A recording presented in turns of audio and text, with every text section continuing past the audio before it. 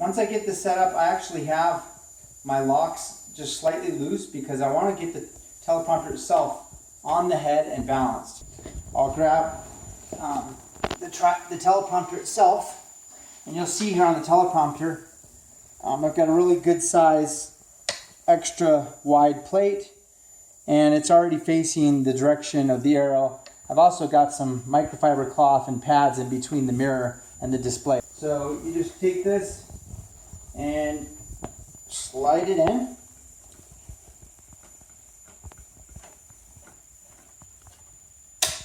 Okay, and then once it's on there, you can see right now it's balanced. I'm not going to let go totally because it's an expensive piece of equipment, but it's balanced right now.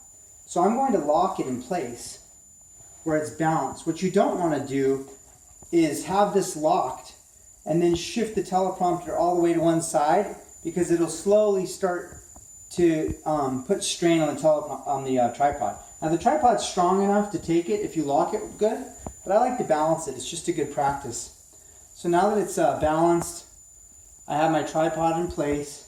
This is my little brake over here for tension. You're usually not going to be using your camera for vertical pans. It's mostly going to be slight horizontal pans, especially if you're using a green screen. So once that's set up, I get the laptop set up. Just going to plug this in. I've got a VGA cable.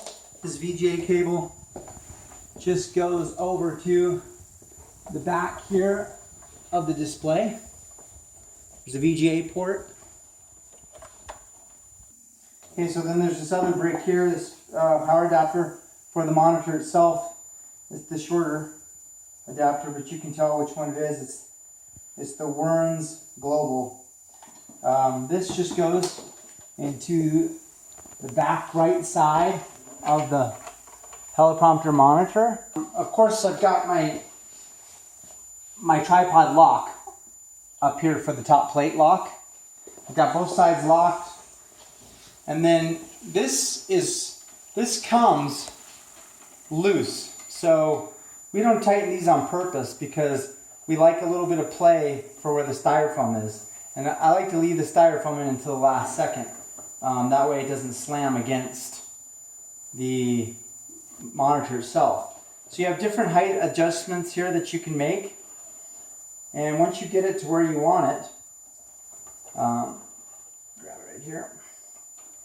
Then you can just tighten it down, these top screws. There's 3, I got it there at 3.7. Try to get it level. There we go. So that's at 3.7. 3.7, of course you can put it wherever you want. Once that's in place, then these little red tabs go down and they lock the top. Okay? So now it's just sitting there. But again, if you grab it here, you pop this up. Now you can unscrew these locks and get it to whatever height you want. But this is the best place to grab the teleprompter. It's right up here.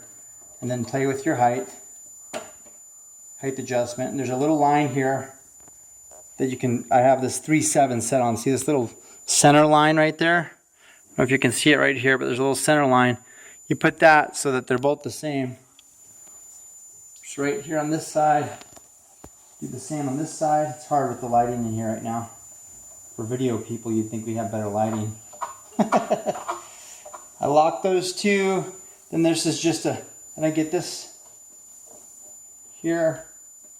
There's my safety lock in place right now. So that's locked. You can come over here now. See, I've got this microfiber. There's my mirror right there. So put the microfiber in the case. Now I'll go to the laptop.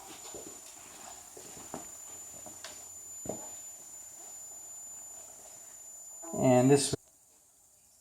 So right now my monitor is exactly duplicated. We don't want that. We want the monitor to be reversed from the screen. So there's a setting in the software to do that right now. Okay, just one thing you want to make sure, if you ever have any issues, you want to go to the display settings and make sure they're both set at the same resolution. So we like 1024 by 768 for both monitors. So, and then the second monitor, you need to have extend this desktop onto this monitor. That's it. If you have those set, it'll work fine. And then if you need to look at the settings, you could click on this little image, click preview. Here's the settings we like to use. You can use your own settings.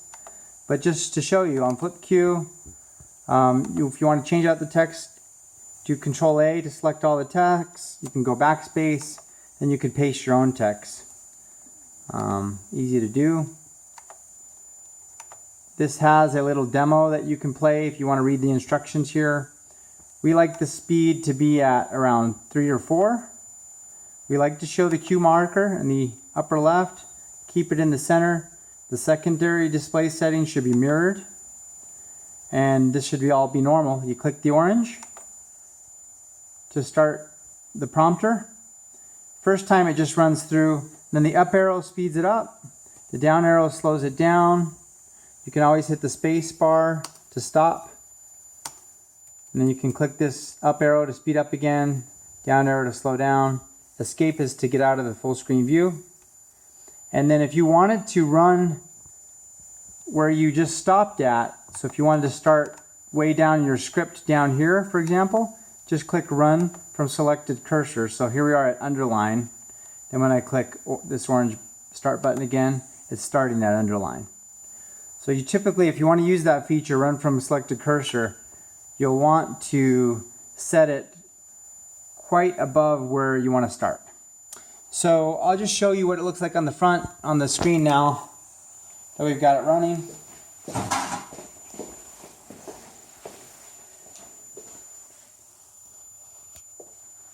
There we are, the teleprompter.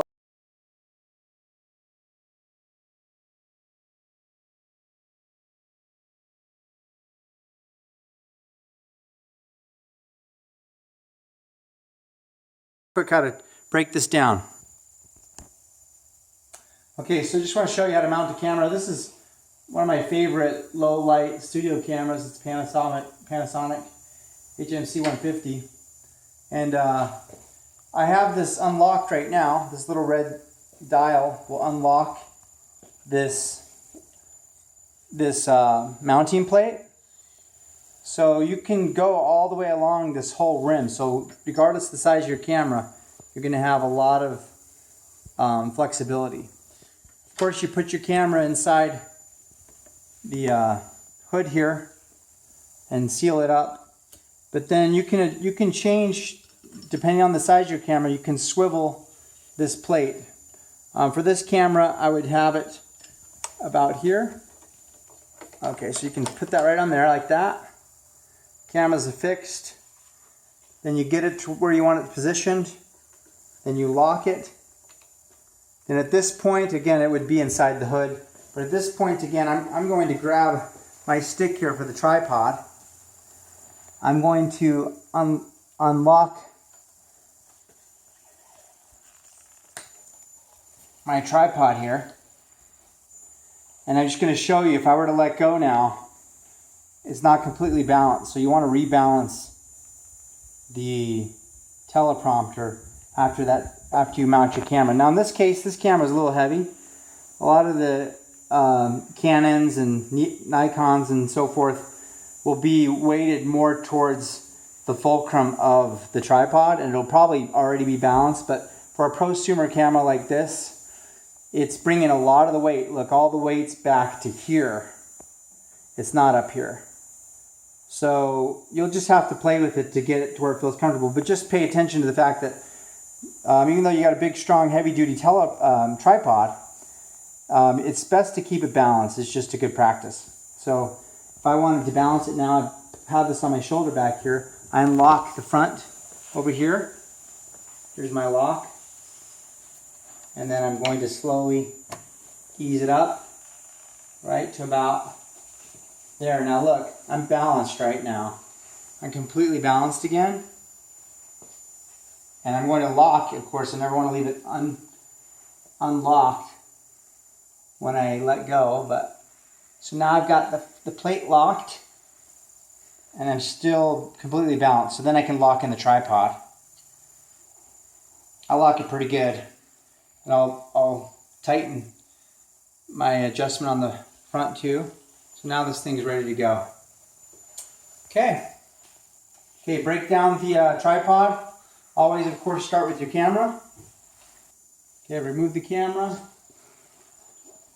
I'll place the pads between the glass and the display, just a good safety measure. I'll grab right up here, pop the red tab, pop the other red tab. We're going to loosen the right side. You can see it unlock quickly. Loosen the left side, get them pretty loose. Now they're on top of that microfiber and pad. And then you can just undo everything else, dismantle it the same way you put it together, and you should be good to go. That's just the one little tricky part. A lot of times people might try to force that. You just want to do the tabs while you're holding up here. You'll be good to go.